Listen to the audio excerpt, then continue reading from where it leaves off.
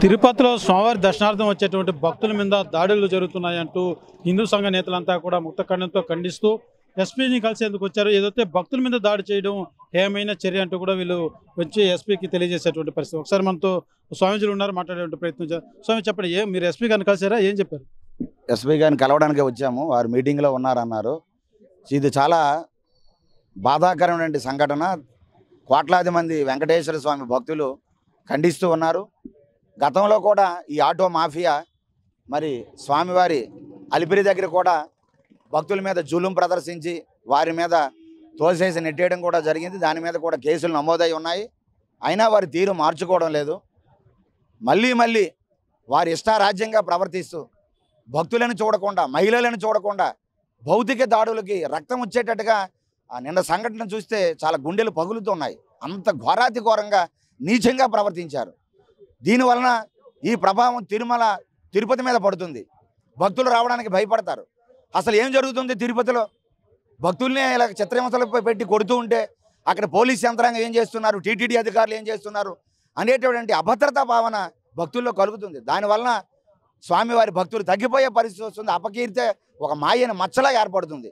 కాబట్టి దీన్ని మేము తీవ్రంగా ఖండిస్తున్నాం. గతంలో మేము చెప్పాం, తిరుమల తిరుపతి దేవస్థానం ఏదైతే స్వర్గీయ ఎన్టీ రామారావు గారు కలలుగని టెంపుల్ సిటీగా ప్రకటించాలి. ఒక జెరూసలేంలో ముస్లింలకు ఎంత పవిత్రంగా ఉందో, మక్కా ఎలాగైతే ముస్లింలు పవిత్రంగా చూసుకుంటున్నారు, అలాగే హిందువులందరూ కూడా తిరుపతిని టెంపుల్ సిటీగా చూడాలి, ప్రపంచ పుణ్యక్షేత్రంగా చూడాలి. ఇక్కడ మత్స్యము మాంసము ఏది కూడా ఉండకూడదు. ఎవరైనా చేయాలంటే చంద్రగిరి లేదంటే రేణుగుంట. తిరుపతిలో ఎక్కడ తిరుమల ఎలాగా లేదు, సంతోషం. తిరుపతిలో కూడా గోవిందరాజ స్వామి వారు ఉన్నారు, వరదరాజ స్వామి వారు ఉన్నారు, కపిలేశ్వర స్వామివారు ఉన్నారు, తిరుచానూరు పద్మావతి అమ్మవారు ఉన్నారు. అలాగే శ్రీకృష్ణదేవరాయలు నిర్మాణం చేసినటువంటి పురాతన రాములవారి ఆలయం ఉంది. ఇన్ని క్షేత్రాలు ఉంటుండగా మరి తిరుమల, ఒక కాశీ, ఒక బెనారస్, ఒక అయోధ్య, ఒక రామేశ్వరం ఎలాగైతే మద్యం మాంసం లేకుండా పుణ్యక్షేత్రాలుగా ఉన్నాయో అలాగే తిరుపతిని కూడా ప్రపంచ పుణ్యక్షేత్రం కాబట్టి, తిరుపతి దేవస్థానం కాబట్టి తిరుపతిని కూడా స్వర్గీయ ఎన్టీ రామారావు గారు కళ్ళగన్నటువంటి ఆ టెంపుల్ సిటీగా మార్చాలి. తద్వారా ఇక్కడ పూర్తి హక్కులు, అధికారం టీటీడీకి ఉంటుంది.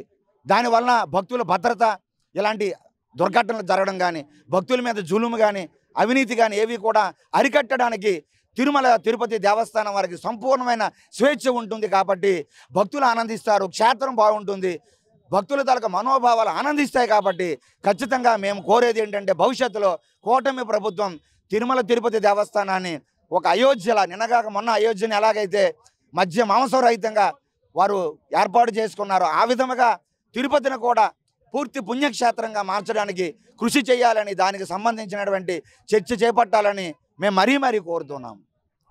చూస్తున్నాం. సో మీరు చెప్పండి, అయితే ఇప్పటికే దాడి చేసినటువంటి వారి మీద కేసులు కూడా పెట్టామని పోలీసులు తెలియజేస్తున్నారు. ఓం నమో వెంకటేశాయ. మరి జరిగినటువంటి దాడి మీద, భక్తుల మీద దాడి జరగడంతో ఎఫ్ఐఆర్ నమోదు చేశారని చెప్పారు. కానీ ఇది ఇప్పుడు మొదలు కాదు, చాలా సంవత్సరాల నుంచి గతంలో కూడా మనం చూసి ఉన్నాము. మరి ఇటువంటివి భక్తుల మీద ఎన్ని దాడులు జరిగినా కూడా ఆ నామమాత్రంగా ఎఫ్ఐఆర్లు నమోదు చేస్తున్నారు. నమోదు చేసిన కాపీలు నమోదుగానే ఉంటున్నాయి. కానీ వచ్చేటటువంటి భక్తులకు ఎటువంటి రక్షణ అనేది లేకుండా పోయింది. మాకు నమ్మకం ఉంది, ఈ యొక్క ప్రభుత్వం మీద, కూటమి ప్రభుత్వం మీద, ఈ యొక్క దేవస్థానాన్ని, తిరుమల క్షేత్రాన్ని టెంపుల్ సిటీగా మారుస్తారన్నటువంటి మా కలలు ఈ ప్రభుత్వ హయాంలో వస్తాయని మేము భావిస్తూ ఉన్నాము. మేము కోరుకునేది ఒకటే, క్షేత్రానికి వచ్చేటువంటి ప్రతి భక్తుడికి కూడా నేనున్నాను, స్వామి అనుగ్రహం కల్పిస్తానన్నటువంటి నినాదాన్ని కల్పించాలి. రక్షణ వ్యవస్థ, రైల్వే స్టేషన్ నుంచి స్వామి దర్శనం జరిగి తిరిగి కుటుంబానికి వెళ్ళేంత వరకు కూడా క్షేమంగా ఉండాలనుకునేటువంటి ధర్మం మనది. లోకా సమస్త సుఖినో భవంతు అనే ధర్మం మనది. ఈ ధర్మము లోపల ఎవరు వచ్చినా కూడా స్వామికి పరిపూర్ణమైనటువంటి అనుగ్రహము, స్వామి దర్శనము, స్వామి ప్రసాదము జరిగేటువంటి విధానము లోపల ఎవరికి ఎటువంటి ఇబ్బంది కలగకుండా చేయాలని మేము ఆశిస్తున్నాము. దీని మీద ప్రభుత్వం కూడా స్పందించాలని కోరుకుంటూ ఉన్నాము. గతంలో కూడా మనం చూసిన ఏదో శ్రీవారి మెట్ల వద్ద కూడా ఆటోలకు సంబంధించి కొంత విషయస్ కూడా వచ్చినటువంటి ఖచ్చితంగా అండి. ఇప్పుడు భక్తుల కోసం తిరుపతి తిరుమల దేవస్థానం పనిచేస్తుందా లేకపోతే వ్యాపారస్తుల కోసం పనిచేస్తుందా అర్థం కావడం లేదు. ఇప్పుడు మీరు వెళ్ళి అలిపిరి దగ్గర నడకదారి ఎక్కడైతే ప్రారంభం ఉందో అక్కడ చూస్తే దూరం నుంచి చూసారంటే నడకదారి ఎక్కడుందా అనిపిస్తుంది. ఎందుకంటే ఈ ఆక్రమణదారులు అంతగా ఆక్రమించి దాని కిందకి స్టెప్స్ కింద కూడా పెట్టేస్తున్నారు. ఈ ఆక్రమణదారులు ఇప్పుడు మనం విష్ణు నివాసం పక్కకి వెళ్ళి చూసామంటే అయ్యా నేను కోరుతున్నా గూగుల్ ఎర్త్ మ్యాప్లోకి వెళ్ళి ప్రస్తుతం ఎట్లుందో 5 ఏళ్ల కింద ఎలా ఉందో చూడండి. 5 years బ్యాక్ ఇదే కూటమి ప్రభుత్వం ఉన్నప్పుడు ఇప్పుడు పరిస్థితి ఏంటి అని ఒక్కసారి చూడాలని చూస్తున్నా. అప్పుడు ఎంత ఫ్రీగా ఉండింది, ఎంత ఫుట్పాత్ ఎంత బాగుండింది. ఇప్పుడు చూడండి అది ఫుట్పాత్ షాపింగ్ కాంప్లెక్సా అర్థం కావడం లేదు. ఏమి ఇక్కడ నేను లోకల్గా అధికారులు కావచ్చు నాయకులు కూడా వేడుకుంటున్నా, అయ్యా మీరు బాగుండాలి, మీ పార్టీలు బాగుండాలి, అట్ ది సేమ్ టైం ధర్మం బాగుండాలి. ఈ సనాతన ధర్మం అనేది ఉంటేనే మీరు నాయకులుగా ఇక్కడ బతకగలుగుతారు. లేదంటే మీరు కూడా బానిసలే. సనాతన ధర్మాన్ని రక్షించుకుంటేనే నాయకులుగా మీకు విలువ ఉంటుంది. లేదంటే 75 ఏళ్ళ కింద ఏ విధంగా అయితే బానిసలుగా ఉన్నామో అదే బానిసలుగా ఉంటాం. దయచేసి ధర్మాన్ని రక్షించండి. ఆ ధర్మం మిమ్మల్ని కాపాడుతుంది. ధర్మం జోలికి వెళ్తే సర్వనాశనం చేస్తుంది. ఓం నమో వెంకటేశాయ. ప్రధానంగా ఎస్పీ గారికి ఏం తెలియజేయబోతుంది? ఎస్పీ గారికి ముఖ్యంగా మేము తెలియజేసుకున్న విషయం ఏంటంటే ఇన్ని సంవత్సరాల నుంచి గత ప్రభుత్వ వాసనలు ఇంకా పోకుండా వారు ఏ విధంగా అయితే హిందువుల మీద, హిందూ భక్తుల మీద, స్వామివారి భక్తుల మీద రెచ్చిపోతున్నారో అలాంటి వ్యక్తులకి కఠినమైన శిక్షణగా అమలు చేస్తే మిగతా వాళ్ళకి భయం ఉంటుంది. మళ్ళీ ఇలాంటివి ఎవరు చేయకుండా ఉంటారని మేము పోలీసు వారిని, కూటమి ప్రభుత్వాన్ని వేడుకుంటున్నాం. ప్రధానంగా చూస్తున్న ఏదైతే భక్తుల మీద దాడి ఈ రకంగా జరుగుతూ ఉంటే వచ్చేటువంటి భక్తుల్లో కూడా భక్తి విశ్వాసాలు అనేది సన్నగిలుతుంది.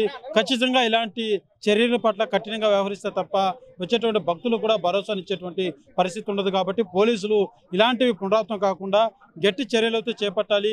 హిందువులు అనేక మంది కూడా స్వామివారి మీద అనేక ప్రేమతో, భక్తితో ఇక్కడికి వస్తూ ఉంటారు.